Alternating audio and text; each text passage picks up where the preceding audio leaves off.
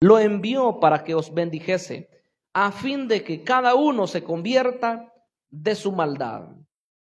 Oramos al Señor.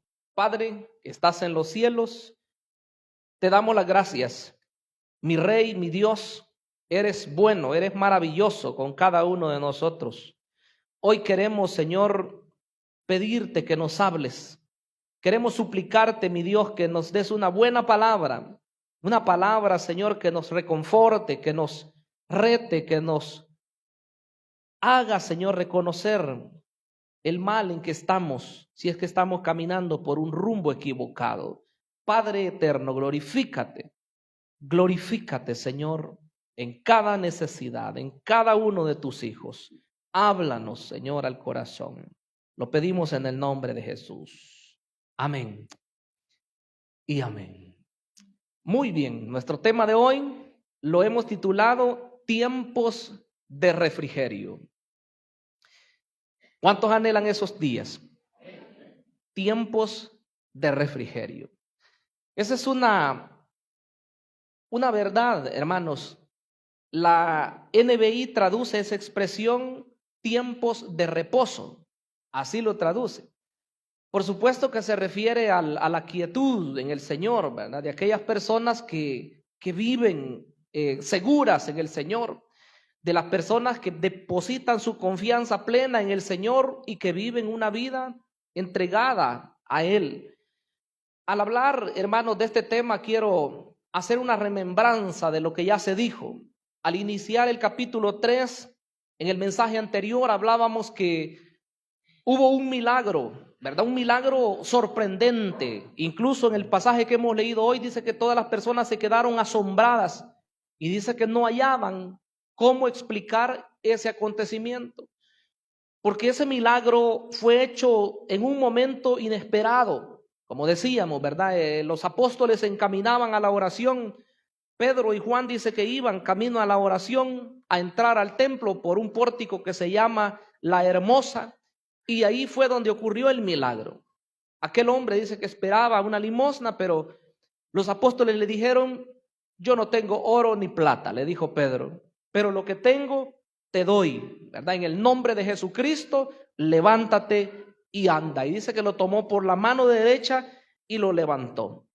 Y en esa oportunidad, pues, fuimos testigos de lo que la palabra de Dios declara, que ese hombre, una vez sanado, dice que dio un salto, ¿verdad? Se levanta, entra con los apóstoles al templo, dice que alababa y glorificaba el nombre de Dios, contento por lo que había recibido. ¿Y quién es, verdad? Aquel que cuando recibe un milagro de Dios no siente esa alegría, ¿verdad? Creo que nadie, ¿verdad? Todos sentimos una alegría, pero tremenda al poder haber experimentado un favor de Dios. Ahora, lo que cambia muchas veces es lo que nosotros hacemos ya después, ¿verdad? Porque en el caso de este hombre, dice que lo veían, que había estado ahí pidiendo limosna, lo reconocían que era él, pero luego dice que estaba con los apóstoles. Quiere decir, hermanos, que la exhortación para nosotros es que de acuerdo a las bondades, a las misericordias que Dios ha tenido para con cada uno de nosotros, así debemos también servirle a Él. ¿Para cuánto Dios ha sido bueno? Entonces quiere decir que estamos comprometidos con el Señor. Estamos en deuda. Nosotros no podemos pagarle, de eso estamos claros. Pero sí podemos servirle, sí podemos hacer su obra, sí podemos obedecer a lo que Él nos manda. Y de esa forma, pues, nosotros mostrar que estamos agradecidos por todo lo que Él hace en nuestras vidas. En el mensaje de hoy, hermanos, quiero enumerar 3 cosas. Lo primero es que los milagros evidencian el poder de Dios. Un milagro no ocurre al azar. En el caso de Dios, ¿verdad? Para los hombres pudiera ser que es una casualidad. O se dio porque no nos explicamos por qué. Pero la verdad es que los planes de Dios sí tiene propósito cada cosa que ocurre en nuestras vidas. Esos hombres, incluso los apóstoles, ellos no son omniscientes, ellos no sabían qué es lo que iba a ocurrir. Mucho menos el hombre que estaba postrado, que de nacimiento dice que era paralítico y mendigaba en ese lugar. Pero Dios sí sabía qué es lo que iba a ocurrir en ese lugar. No solamente la sanidad de ese hombre, sino también lo que venía después de la sanidad. Porque, hermanos, yo no quisiera demeritar los milagros o las grandes sanidades que Dios hace muchas veces en las personas, pero sí mencionar en esta oportunidad que hay algo todavía más grande que Dios quiere hacer, que sanar el cuerpo del ser humano. Dios quiere sanar el alma de las personas, porque no hay nada más precioso y más valioso que el alma del ser humano. Ese es el conflicto entre Satanás y Dios, ¿verdad? Satanás queriendo llevarlo, queriendo arrastrarlo para la condenación eterna, y Dios mostrando su plan de salvación, usando a sus siervos para proclamar la palabra de Dios. Y yo veo en el pasaje de hoy, hermanos, un poderoso testimonio de la palabra de Dios. Pedro predicando la palabra y demostrando que Jesús es el Salvador del mundo, el Mesías prometido para Israel, y que hoy ha venido para libertar, para sanar y para hacer grandes maravillas. Este mensaje, hermanos, es el segundo discurso del apóstol Pedro. Veíamos el primero en el capítulo 2 con motivo de el derramamiento del Espíritu Santo. Pero la verdad es que allá él convenció a las personas y les demostró que estaba profetizado que el Espíritu de Dios iba a ser derramado sobre todas las personas. Pero en el de ahora testifica que Jesús es el Mesías anunciado desde tiempos antiguos y que solamente en él puede haber salvación y milagros. Por eso es que en este primer apartado que nos habla de que los milagros evidencian el poder de Dios, yo quiero que vea los primeros versículos que leíamos. Dice el 11 que el cojo o el que había sido sanado, dice que tenía a los apóstoles de la mano. Ahí estaba el hombre, ahí estaba. Y toda la gente dice que acude atónita a ver qué es lo que pasaba ahí en el pórtico de Salomón. Ya estaban en otro pórtico diferente.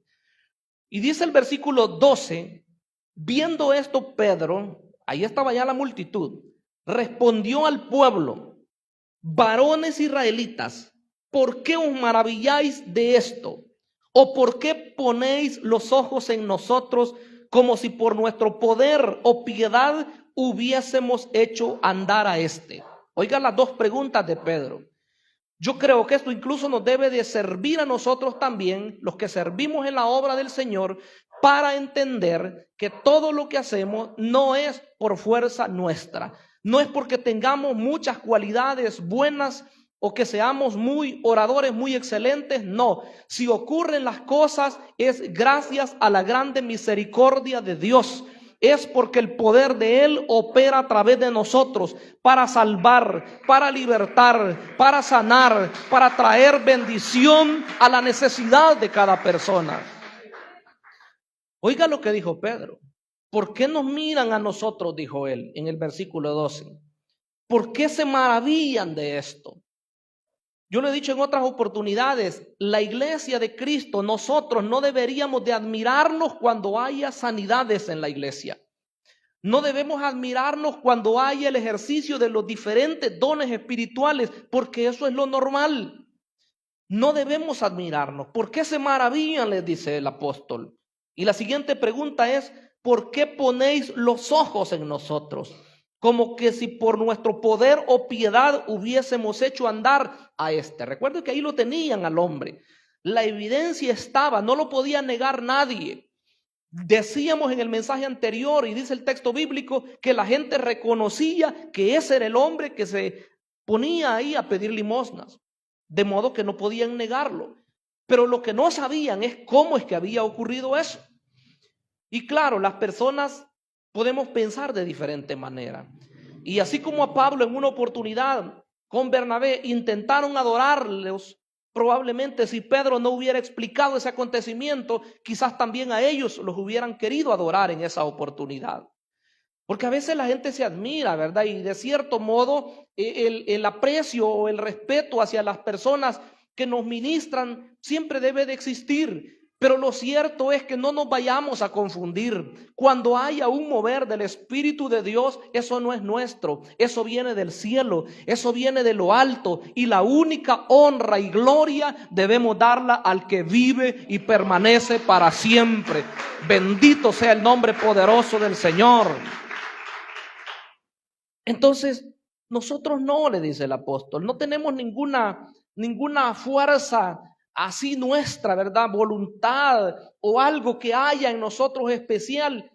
Eran humanos también, eran igual que nosotros, eran seres humanos.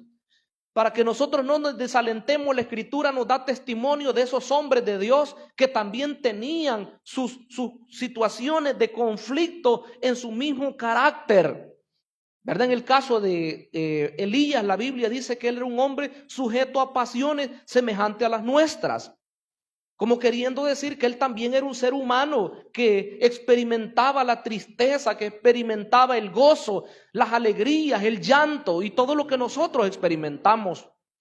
Entonces los apóstoles eran seres humanos, por eso no debían enfocar su mirada en ellos.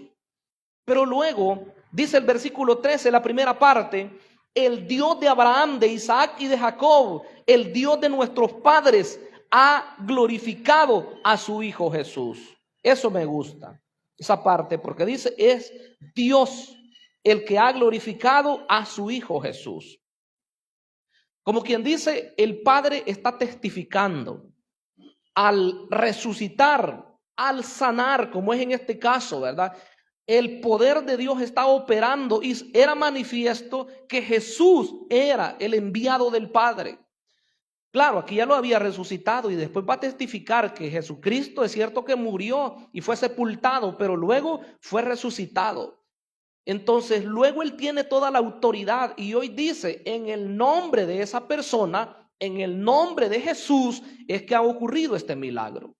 Y yo quisiera que toda la iglesia, no solamente los pastores, los líderes, sepamos que en el nombre de Jesús es que van a ocurrir milagros y sanidades, que es en el nombre de Jesús que las personas van a recibir el perdón de sus pecados. No es la palabra nuestra. Vean lo que dice el versículo 16. Dice, testificando Pedro, y por la fe en su nombre, o sea, al hablar de Jesús, a este que vosotros veis y conocéis, oiga el énfasis, se ha confirmado su nombre, y la fe que es por él ha dado a esta completa sanidad en presencia de todos vosotros. O sea, ese hombre estaba completamente sano. Y dice, es en el nombre de Jesús. Así debemos seguir testificando nosotros, hermanos, que es en Cristo que los milagros ocurren, que es en Cristo que las personas son libertadas de sus pecados, que es mediante la sangre de Jesucristo que nosotros hoy podemos decir que obtenemos victoria en cada etapa de nuestra vida. Solamente en Cristo. Recordemos, el tiempo nos faltaría, ¿verdad?, para hablar de lo que la palabra dice, que debemos poner nuestros ojos en Jesús. Cualquier persona nos podría llegar a fallar, hasta personas muy queridas por nosotros, pero el único que no nos va a fallar se llama Jesucristo, el Hijo de Dios. Así que nosotros estamos completos en Él. Bendigamos y alabemos el nombre poderoso de Jesús. Tenemos salvación, pero no solamente somos salvos a través de Cristo, sino que también Él nos da victoria cada día de nuestra vida. Así que Él merece ser exaltado. Ante esta multitud que estaba ahí, que eran judíos, Pedro les testifica y les dice que es a Él que deben de ver. Yo les aseguro que para nosotros, todo lo que yo estoy diciendo, nosotros lo recibimos al 100%. Pero para esa audiencia que Pedro tenía, había cierta duda. Porque para ellos Jesús no era el Mesías prometido. Ellos pensaban que era un impostor. El razonamiento de Pedro era traer convicción de que él, o sea, de que Jesús era el que había sido prometido en el antiguo tiempo. Quiero que veamos la segunda parte del mensaje. Los judíos rechazaron a Jesús. Los judíos le rechazan. Ante toda esta declaración, nosotros lo que pudiéramos esperar es que alguien dijera gloria a Dios, como ustedes lo han hecho hoy en esta oportunidad. Que alguien dijera, ha ocurrido un milagro, qué bendición, ¿verdad? Que ocurra otro y otro y otro. más. Pero estas personas les acusa Pedro y les dice, ustedes lo entregaron. Mire lo que pasa. En el versículo 13, en la parte segunda, dice, a quien vosotros entregasteis, o sea, ha testificado de Cristo, ¿verdad? Lo leo todo mejor. El Dios de Abraham, de Isaac y de Jacob, el Dios de nuestros padres, ha glorificado a su Hijo Jesús, a quien vosotros entregasteis y negasteis delante de Pilato cuando éste había resuelto ponerle en libertad. Dos palabras les dice ahí Pedro, ustedes lo negaron y ustedes lo entregaron. Así les dice él en ese versículo 13. Entregasteis y negasteis. Ustedes saben, ¿verdad? Lo que los evangelios dicen. Cuando, según la tradición, dice la costumbre, siempre le soltaban un preso. Pilato, queriendo dejar libre a Jesús, él les dice, les voy a soltar a uno. Y escogió al más malvado para que eligieran a Jesús, ¿verdad? Porque él quería libertar a Jesús. Pero cuando toda la multitud pues se pusieron de acuerdo, ¿verdad? Y aquel hombre, lo que Pilato no sabía es que Barrabás era parte de una turba que buscaba la liberación de Israel porque pertenecía a los celotes. Él no sabía eso. Pero lo cierto es que toda la gente dijeron a Barrabás. ¿A quién quieren que les liberte? A Barrabás. Y con Jesús, el que se llama Rey de los Judíos, ¿qué hacemos? Y ahí comenzó la gente, ¿verdad? Crucifíquenle, crucifíquenle. Entonces lo eligieron, negaron, dice, al santo, negaron a Jesús y lo entregaron. ¿Quiénes son los que lo entregaron entonces? Esto ha sido un tema de debate por siglos, pero podemos decir que el pueblo de Israel y los líderes religiosos entregaron a muerte a Jesús. Claro que en última instancia también nosotros somos parte de los que entregamos al Señor, ¿verdad? Porque somos pecadores y Él fue entregado para pagar por nuestros pecados. Pero literalmente lo entrega el pueblo, lo entregan los líderes judíos, lo entregaron ¿a quién? A los romanos, para que los romanos ejecutaran la sentencia de muerte en la cruz. Así que lo entregan. Y el versículo 14, oiga lo que dice. Mas vosotros negasteis al santo, al justo, oiga los calificativos que le dan al Señor. Negasteis, dice nuevamente, al santo y al justo. Y pedisteis que se os diese un homicida. Está hablando de Barrabás. El 15 es una palabra como que hay que saber entenderla bien, ¿verdad? Porque dice, y matasteis al autor de la vida. ¿Cómo que pueden matar al que es la vida? Porque Jesús dijo, yo soy el camino, la verdad y la vida. O sea que el Señor, Él es la vida. Pero Pedro les dice, ustedes mataron al autor de la vida. Jesús, ¿verdad? Él es Dios hecho hombre, pero tenía que morir.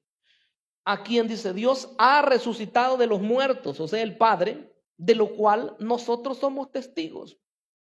Entonces, en el caso de Pedro, él dice, nosotros como apóstoles, nosotros somos testigos. Ustedes lo entregaron, ustedes lo desecharon y lo entregaron a muerte, lo crucificaron.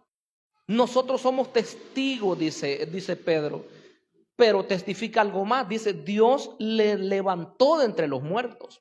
Y esa declaración es preciosa, hermanos, porque quiere decir que a pesar, como dice el contexto, de que ellos hicieron lo que ellos creyeron correcto, lo que ellos estaban haciendo es cumpliendo con los planes de Dios. Porque si Cristo no hubiera muerto, el plan perfecto de Dios no se hubiera llevado a cabo. Eso ya estaba determinado. Solamente faltaba que se manifestase quiénes son los que iban a cumplir con esas profecías. Entonces ustedes lo mataron, les dice él. Mire lo que dice ahí. Y mataste, y dice, al autor de la vida, a quien Dios ha resucitado de los muertos, de lo cual nosotros somos testigos. Entonces esa declaración es muy enfática. Él resucita, Él se levanta.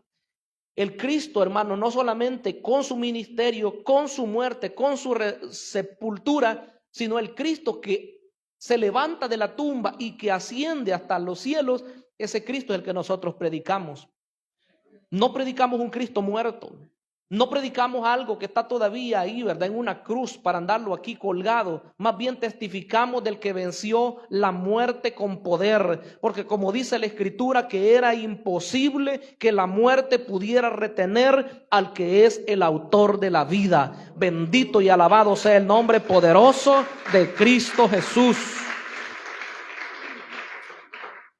En tercer lugar, quiero que veamos que el arrepentimiento es clave para ver los tiempos de refrigerio.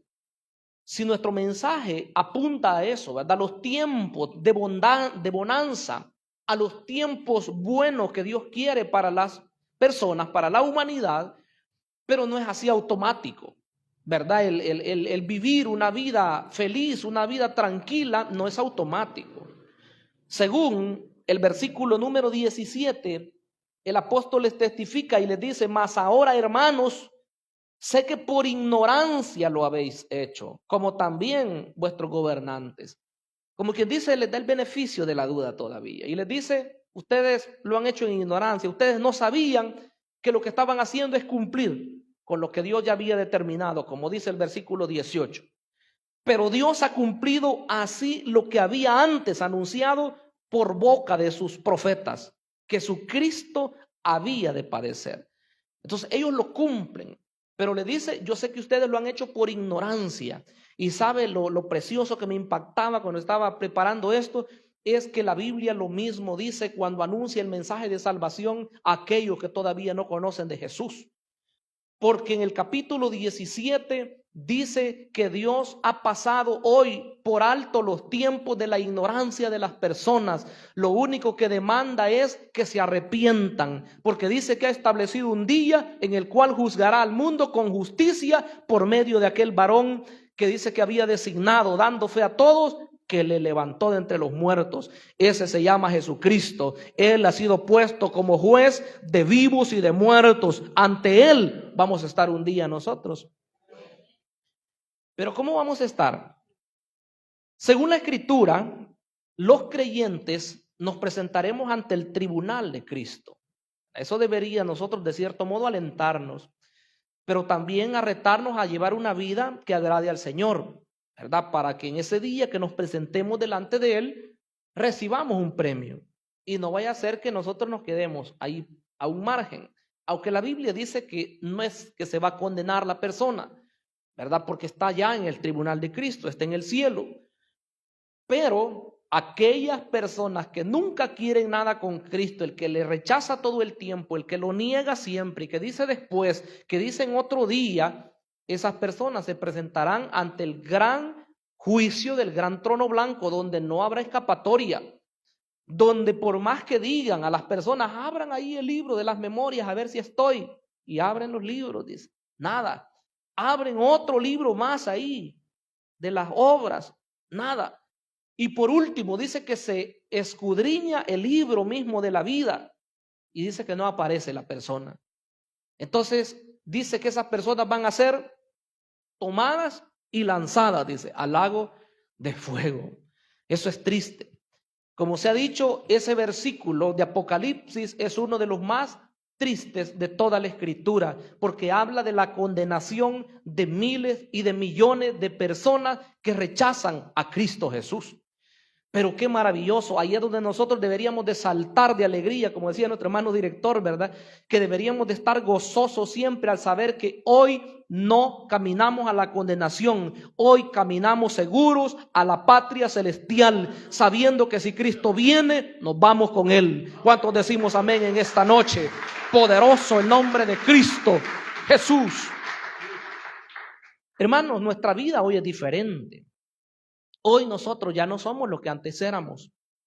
Y quiere decir que si somos diferentes, gracias al cambio que Cristo ha hecho por nosotros. Debe de haber arrepentimiento, debe de haber un cambio. El versículo clave es el 19. Así que, les dijo Pedro, arrepentíos. Mire, dos palabras. Y convertíos para que sean borrados vuestros pecados. Qué precioso. Estas palabras, pues en otras oportunidades las hemos escudriñado a profundidad. Hoy por el momento solamente decirles que arrepentimiento, hermanos, demanda un cambio, ¿verdad? Arrepentimiento significa dejar toda la vida de pecado que puede estarnos estorbando y darle el rostro a Dios y servirle solamente a Él con toda fidelidad. Eso es lo que Él quiere de nosotros, ¿verdad? Arrepentimiento. A ellos les dijo arrepentíos, pero luego dice la palabra convertíos. Convertirse significa volverse a Dios. Y quiero decirles en esta oportunidad que las palabras casi siempre fueron enfocadas a personas que ya conocían de Dios. Nosotros casi siempre decimos que se arrepienta o que se convierta el que no conoce de Cristo.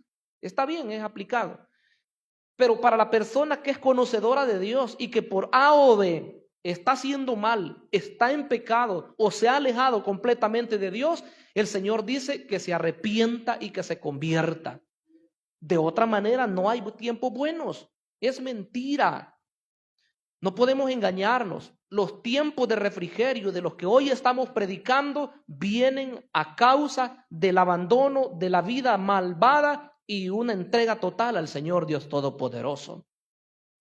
Si lo hacemos así, hermanos, yo les aseguro, vamos a comenzar a ver bendiciones tras bendiciones en nuestra vida personal, en nuestra familia, en lo que nosotros hacemos. La iglesia también va a seguir creciendo y vamos a ver ministerios prósperos. ¿Pero por qué? Porque si entramos en esa sintonía de Dios.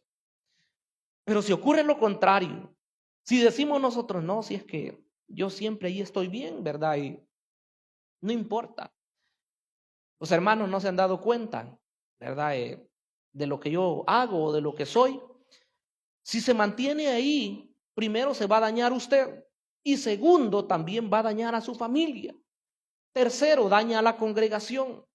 Y eso no es lo que quiere el Señor. Más bien Él quiere que su cuerpo esté sano. Hablamos de la iglesia que es el cuerpo de Cristo.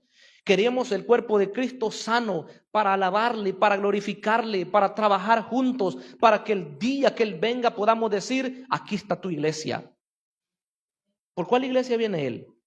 Por una iglesia, dice, santa, sin mancha, sin arruga, dice, ni cosa semejante. Quiere decir que nos quiere bien el Señor.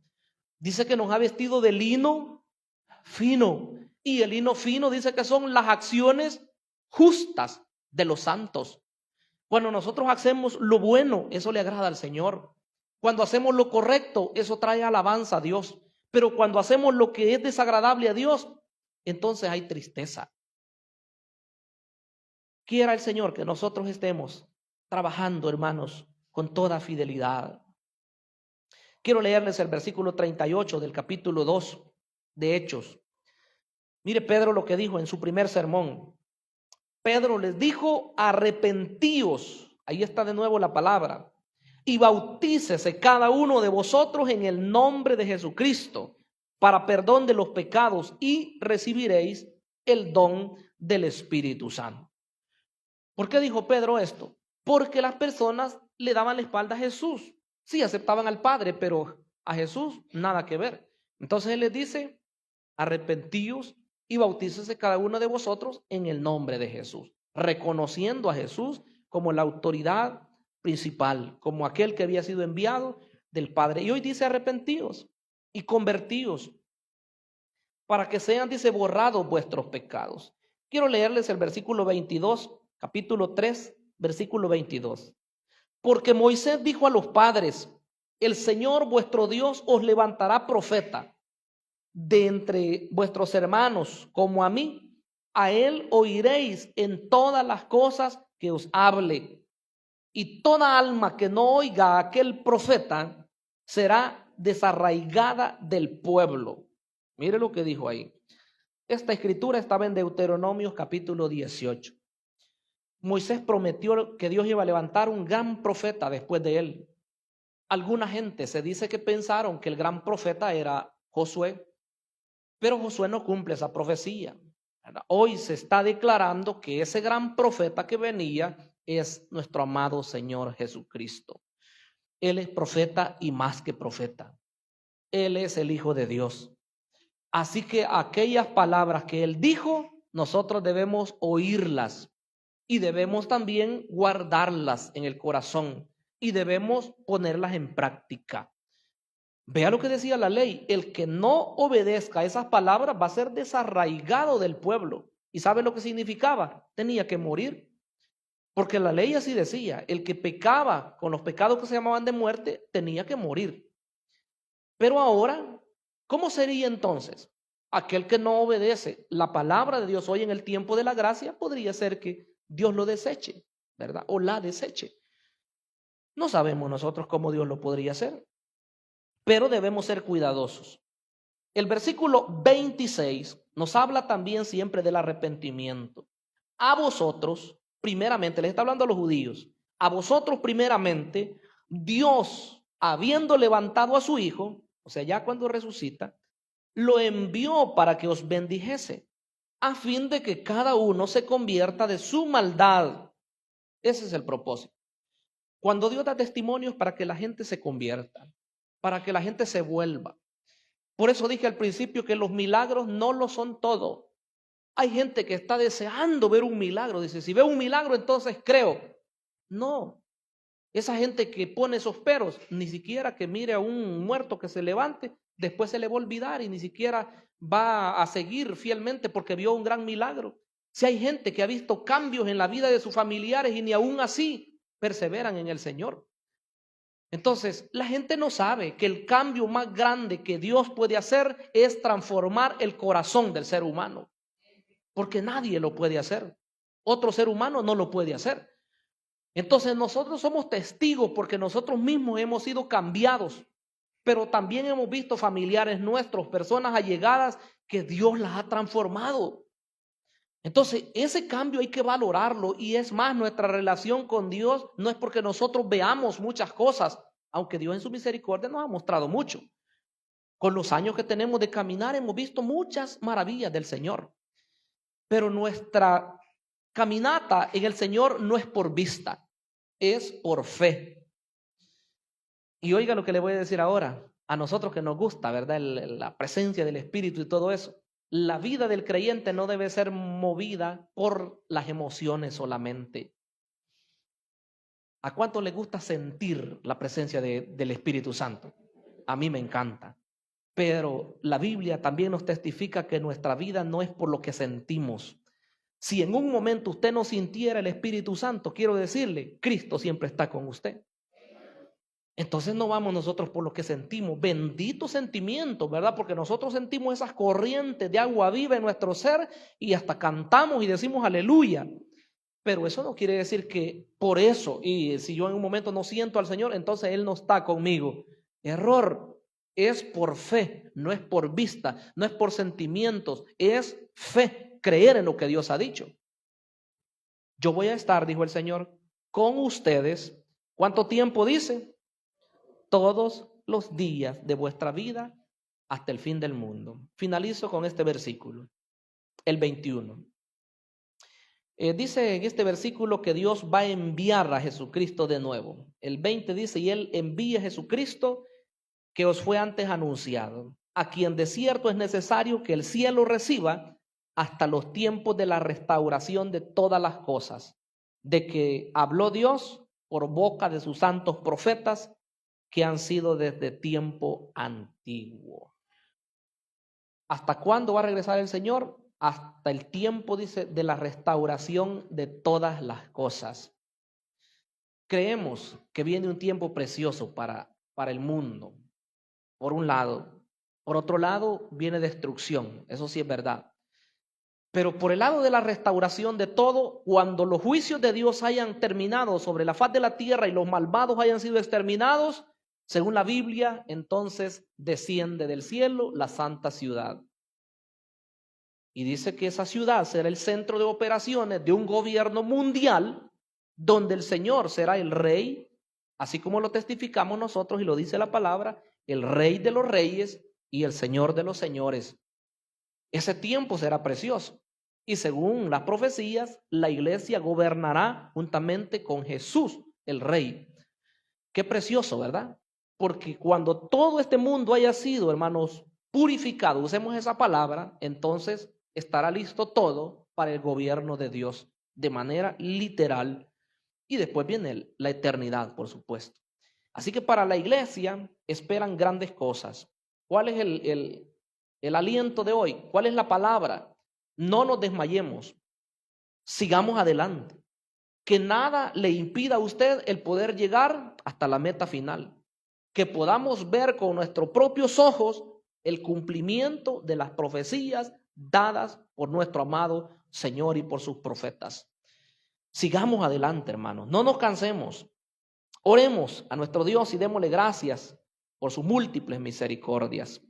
Padre amado que estás en los cielos, en esta hora, Señor, reconocemos que tú eres el Rey y no eres cualquier rey. Tu palabra dice que tú eres el Rey de reyes y el Señor de los señores.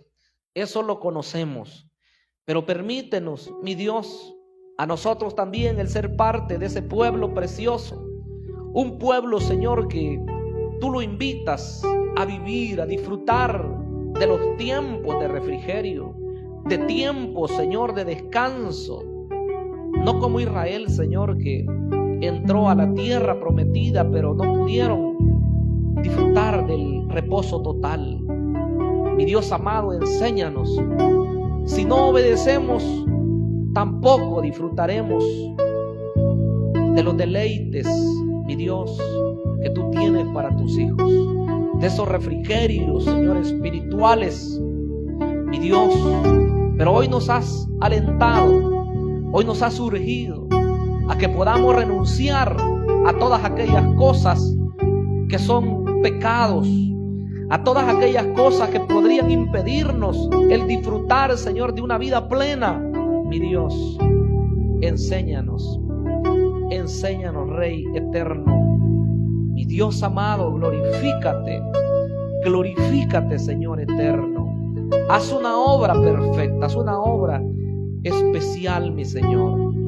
Te lo pedimos, mi Dios, en el nombre poderoso de Jesús, nuestro Señor y Salvador. Amén y amén.